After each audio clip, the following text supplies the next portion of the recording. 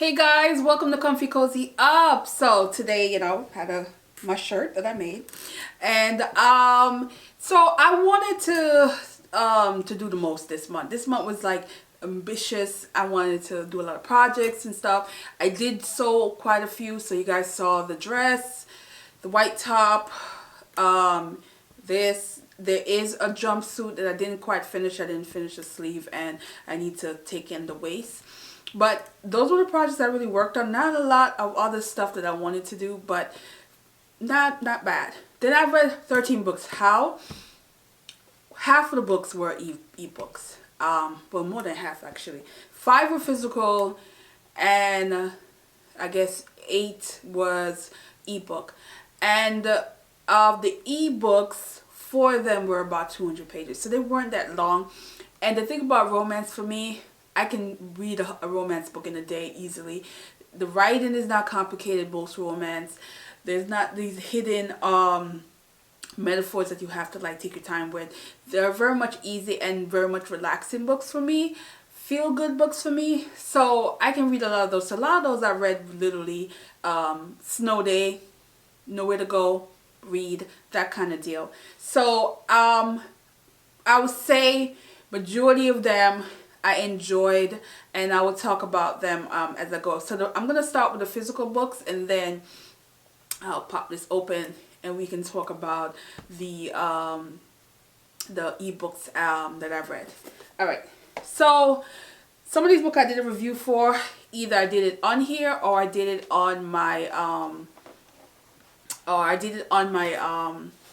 my blog. But my blog's been very busy this month as well. I've been committed to 2 blogs a week, blog posts, which is on a Sunday and Wednesday, and I have not missed a day yet. Woo. So this month has been very productive, and I am sticking to it. I'm finding creative ways to take pictures. Yeah, all those pictures is me, guys. I had to use tripod and remote and just be creative as much as I can until I can get someone to take pictures of me. Yeah. So let's talk about all the water I've seen running. I did a review of this, so I won't go in detail, but this is mostly, I would say, dealing with grief. Grief that sometimes make you wonder about the what ifs, the regrets, the coulda, shoulda, woulda kind of deal. And you are now in the mind of the main character, who is thinking about everything in his life, his decisions he's made, his family, how he even got to America. He is of Jamaican heritage, and there's a lot of things that happened that has influenced him that he never quite dealt with. And all of this comes up as he grieving the loss of a friend, a connection with a close friend from high school that he lose communication with, and there are reasons behind it. What I love about this is it gives you this perspective of a character who is fully aware of things he ran away from, but realizing that there's certain bond that you need, there's certain connection that you need, and even within your own community setting, even with the flaws that you might experience that you need, and he's able to get through that in the midst of his grieving. And so I recommend this. I really enjoy this. Then we have Reminders of Him, and this is Colleen Hoover's, where I've read quite a bit of her book, and what I do like in this one is how she talks about the results of being irresponsible and not thinking in a moment where you are intoxicated and under the influence, and you end up losing so much of your life. You destroy another person's life and his family. You also lose the bond that you will never get back with your child.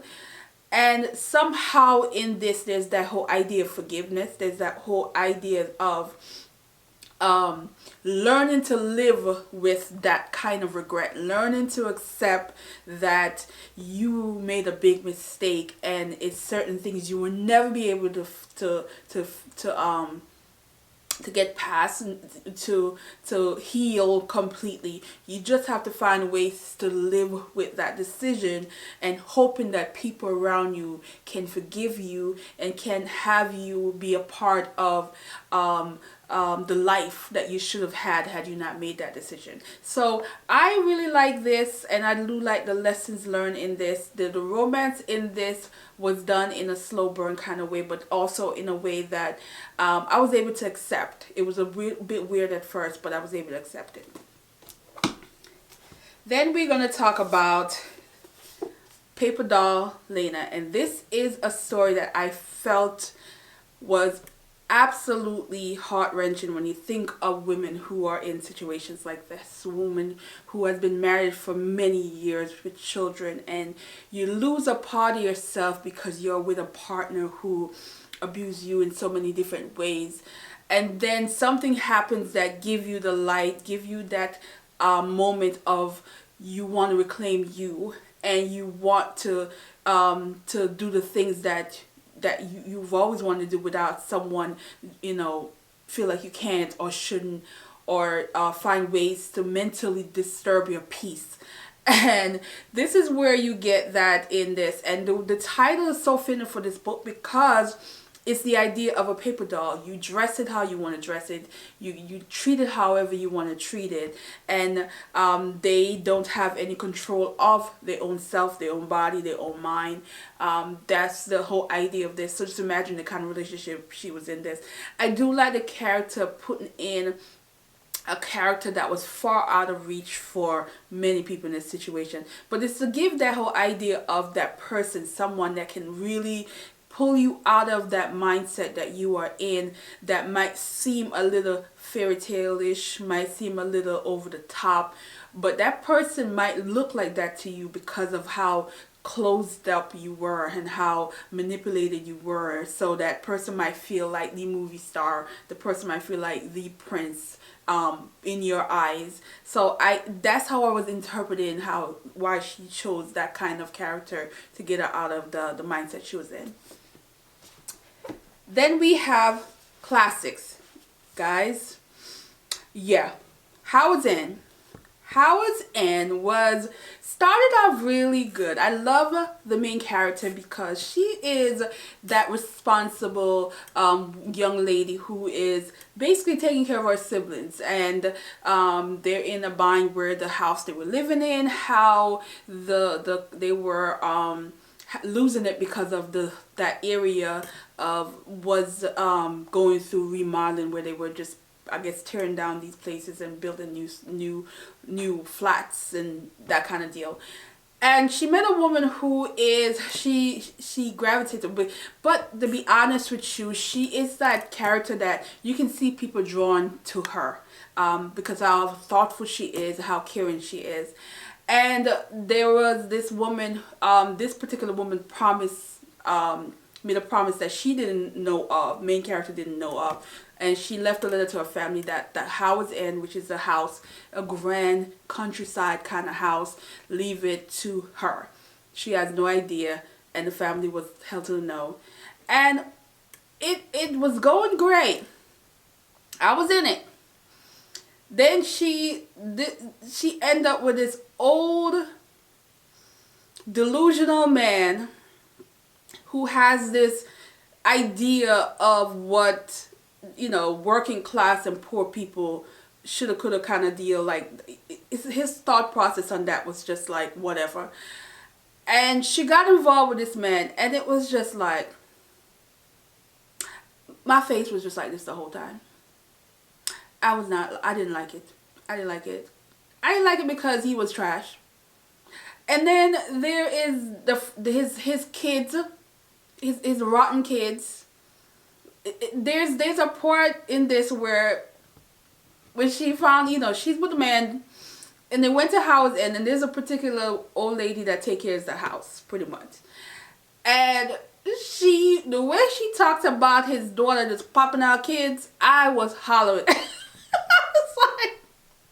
She went there with it, and I was like, yeah. And then the other one who just this entitlement, this arrogant entitlement. And then I felt bad for the sister, because the sister is like Miss Morale, Miss Do the Right Thing kind of deal, the younger sister Helen, and then she got caught up in some mess. And I'm just like, then I was like, yeah, there's that moment when, you know, Margaret was like defending her family. You know, that's one thing I love about her though. She's gonna defend her family. And she defend her family, but then she was just like, at the end, I'm like, when she found out that the house ended, I was like, that's your reaction? That is your reaction? I just felt like women of this era had to put up with some nonsense from men, all in return of just basically surviving. Because all that's going on and that little brother is just in school. That little brother getting his education, doing what he got to do, and these women are like trying to keep their virtue. It's like, yo, no. I was a little annoyed with some of the situation in this book. What I would say is the man can write. The man can write. The writing was good. The man can write. And I want to read more of his book. Because I feel like he touched a nerve in this. Which I like in classes. Because then I could really like think about certain stuff about that time era. And grasp some of the things that women had to put up with. So I'm going to read more of his books. And also I watched a documentary on his life. This writer, E.M. Foster, it's fascinating. Fascinating. All right. And then we have The Pilot's Daughter. Y'all, I love classics. Not class, sorry. Historical fiction. This is historical fiction. This book is set in two eras. The 1920s and the 1940s. So what's happened in this is the daughter is found out her father's plane went down. It is World War II. So she had it in her mind that he's still alive. He's nowhere, he's dead. They haven't found his plane. They haven't found anybody that was on it. So in her mind, he's still alive. She's gonna dig. What end up happening is, what they usually do is, when your loved one back then was passed, they would send their belongings to their family. What ended up happening is, his belongings got sent to the family, and there was some letters. The letters of the man, her father, that she highly respected and put on a pedestal, was living a double life, had another family. So she decided she wanted to go see the family. The family is in New York. So in the midst of her going, she took her auntie with her because her mother's a hot mess. Her auntie now was living in New York and had a pass. So now we're in like 1945, I believe, and the aunt was living in New York in the 1920s. And so we are having two stories in one. One is where that mystery of, is her father still alive? Who's this other family? And then also the aunt whose history has never been told. And there's a lot of secrets that have been held back that the aunt is now having to face. And there's a connection to that family that's in New York. Y'all get the drift? Y'all get the stir? It's a whole lot going on in this book. But here's one thing that stood out that made me laugh. You know that term that we use, the sugar daddy? One of the main character, side character was actually a real person that the author took the story from. And that situation that was written, I guess, many back, I guess, in the 20s, the early 30s, something like that. There's that coin newspaper article that said the sugar daddy. That was like the first time it actually was like out there like that. People have been saying it for longer than that, I'm sure. But that's where he was like the poster person for the term sugar daddy. I was like, then the person, there was a murder that happened in the story. That was true. Never got solved, but the author used it in a way that kind of, I was like, yeah. Now, y'all know I love my Harlem Renaissance. I typically read Harlem Renaissance, which is from that era, but black folks. This white folks. So there's that jazz, there's that what is that, what we call showgirl now, but in this they call, what they call it, Zetfield Follies. That's what they call the girls that's in this. These are showgirls that had like the big feathers, and they're pretty much naked but just covered by feathers, like something you would think of like a Josephine Baker kind of deal. And this is what the aunt was, and she was like a headliner in that era. Double life, you know, this is when people used to get away with using a different name and no one know who the heck they were, that kind of deal. I was fascinated because I actually liked that the author did her research and dropped in some actual real stories in the mix of this to make it so, like, you know, juicy and more out there, and you thinking about all the things that's happened, and the gangster life, and the wealthy white men that had these showgirls as their mistress. And I mean, they were living it up, jewelry, Chanel, all that stuff. But then they were like abusing them. They couldn't do anything. They were trapped. They were in prison, that kind of deal. You get that in this. I was here for this. I was here for this. It's a lot of mix up, but I was here for this. If you like that era, you like historical fiction, get with this. Then we're going to end up now talking about the ebooks. So then I started the year off with Alexander House book. And I told you guys I wasn't a big fan of this. I knew I wasn't going to like it that much because I just didn't like Polo from the other books. But this one, I muscled through it. I got through it. I kind of felt like this one talked about men who, this basically is a story about cheating. The basketball player Polo is just notorious for cheating, and the woman who's basically accepting it, and you learn why she's accepting it. And I feel like this is another example of men who knows how to select women. They know how to select women who have damaged and are going through so much, and it's just an easy target for men who cheat. And I get it. He has his own problems, and they both have childhood trauma. But I was just not a fan of them together. I just felt like, I don't know. I just was not the biggest fan of them together. So I struggled with that one. And I think I talked about it in another video. So we're going to move on from that. Then we have New Year, New Sea. I love this. This one was that everything, it's like the end of the year, and everything you could think of going bad for you went bad. You lost your job on the last day. You found out that your boyfriend and your best friend has been getting it on behind your back. And now you are basically no job, no home. What do you do? And then you start thinking about your life in terms of your career. That was not really what you wanted to do, but now is the opportunity. And chance encounter with someone from your past, and that person encouraged you. That person encouraged you to try and put you in a situation where you have opportunity to pursue certain things that you should have. Sorry. I really like this one, and I like that it talks about women who come in new relationship and new experience with baggage. We do that. Yeah. You think you wouldn't, but a lot of times you do. Things are working out great for you, and something will remind you of that toxic relationship you just got out of, and you will basically put that energy out on the new person that you were with.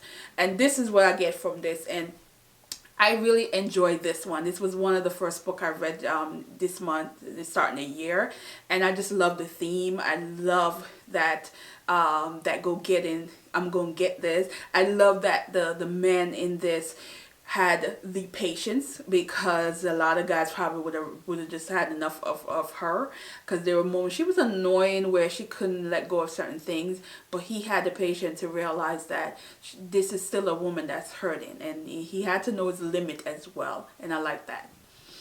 Then I decided to get down and dirty with Monica Walters' book. This is a series called the Henderson Family, sorry, because it's male and female.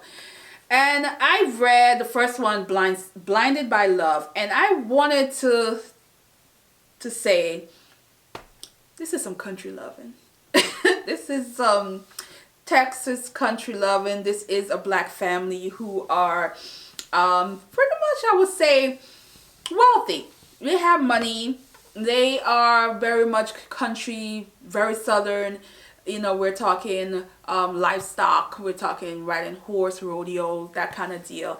But they also, you know, got a little bit of, you know, urban thing to them as well. And so in the first one, you have Aspen and you have Seven. And Aspen's a journalist, and she just came into town to find out why the cattle were being mysteriously getting dying or killed or whatever. And Storm, you know, or Storm 7 is that aggressive sibling. He's the aggressive of 7 kids. He is just will fight your ass. He might shoot you if you try him. He's just that kind of personality, but he's also the baby, so he gets away with a lot of what his bad behavior. And she wasn't going to really have it, but at the same time she wanted it, so that you can see how that situation go. I love them together. I love that she was calm, but also was a ride or die kind of girl. Like, she will you see another side of her if you try her, which you don't get to see in the first book. But this is a series that I feel like you have to read the first one, because there are things that happen in the other book that will be spoilers if you didn't read them in a row. So then the second one is in Ignite My Soul, and this is Chastity. Is that no? Yeah, this is Chastity and Jasper. Yes, sorry, that is it. Ignite My Soul. Another thing about the series, these women are all curvy, size 14 and up. That kind of character that she chose for the women. They got meat on their bone. Yeah, sorry about that. Alright guys, I totally forgot that the heater was on. It was doing good too. Anyway, so we have yeah. In this, again, they all are size 14 and up. Some of the women are much bigger, but I like that she did that, because a lot of times, you know, when you read books with plus size women, they focus so much on their body and their weight that it just takes away from the story. This, you know they're plus size, but you don't know they're plus size. That kind of deal. It's not really mentioned like that. And what I like about this is Jasper is that, unfortunately, he's had some difficult experience with women, and that often involves a child. And so this one, you see that he had to learn to open up. And this was a slow burn, because they were dating for at least 8 months before anything was happening. So I like that. Then we have Come Get Me. And this is Tiffany, the younger sister. And she is the rodeo girl. She is on the horse. She's going through these, she's known for the first female to do a certain kind of rodeo show. So she's very, you know, into stuff, rough, a little bit rough around the edges, but, you know, still very feminine in other ways. And I like her connection that she had with Ryder. Ryder is a tattoo artist, and he was just fascinated by her, and you just see how that worked. But he also has his, you know, a rocky past, you know, with women who he never really had a relationship with, but he had that certain kind of setup where, you know, when he wanted, he can go. And these women weren't trying to have that end just because he decided now he wanted to be in a relationship. Yeah, it was a lot of drama, but I love it. And then the fourth one that I did finish is In Too Deep, and this is another one of, this is like, I would say, like a polar situation. But what I liked about this is it dealt with it in a different way, where this is a married couple and both are dealing with infidelity, and to the point where they went all the way and got divorced. and how from divorce and how they were able to do the things that they should have done when they were married and mending their relationship, and all of their things are coming out, all of their dirty secrets, all the things that they did while they were married, it was coming out, and they have to face it. But now that they're not married, there's a different kind of longing and missing each other, and also learning to forgive each other is another like big thing about this one. I like this one because it's different. It's not the typical romance you would expect, but it is reality, because I feel like there's a lot of couples that probably go through this where they have basically ruined each other while they were married, and once they were divorced, it's kind of like starting all over with each other, dating each other, getting to know each other, finding ways to heal and deal with all the mess that they both had to experience. It is a sad situation that happened in this that I felt that was just heartbreaking, that happened in the story. I was just like, oh, I mean, kind of like wish the author didn't do that, but at the same time, this series is really dramatic and they're dealing with a lot. But this family is very tight-knit, very close, and I love that about this story. And I did start the 5th one, which is another dramatic one as well. I didn't get to finish it, so I'll definitely finish it next month. So the last series I want to talk about is a dark romance, a taboo story. I'm gonna tell you right now, I would not recommend y'all reading this. This is that kind of, I really shouldn't like this book, but for some reason I'm like, I kind of like them together. That's what this is. But I'm going to tell you right now, don't blame me. Pick this up at your own risk. And it's called Dear Mr. Black. And it's 2 books in the series. And Forever Mr. Black. This is a story about a young girl falling for her best friend's father. 20-year difference in age. And drama. Secrets sneaking around for years. And I was really reading this because I was looking for the chaos. I was waiting for when they were going to get busted. So I was like, oh, when are they getting busted? When is the daughter going to find out? When's everybody going to know? I was that reader when it comes to this. The romance in the first one was very much like, didn't do nothing for me as far as romance. It was more of the sneaking around.